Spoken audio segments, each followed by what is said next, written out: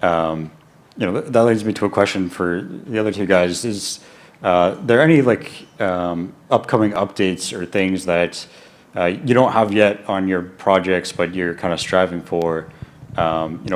Maybe even relating back to this trilemma, or just general end user experiences that you're working towards technically achieving. So basically, anything coming up that you want to tell us about? Yeah, we've been spending all summer building relationships with data providers. We have, I think almost 30 data providers in sports, flight data, weather, and, about 7 different groups of aggregated data. So, we've got all of this in testnet right now. I think what we're going to do is, as we launch, we're probably going to have incentivized testnet hackathons where people who can build cool apps using all these data providers. I think data providers are excited about Web3, especially decentralized price feeds, and I think it's going to be important to generate demand. And so while we're still in testnet, we're going to do some of these hackathons.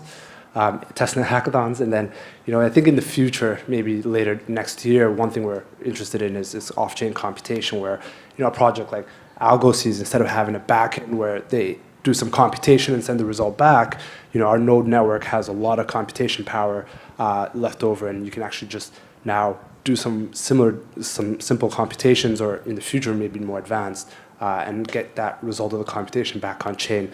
So packed roadmap. Excited for this kind of hackathons coming up for the rest of Q4. And then, yeah, that's more or less where we're heading.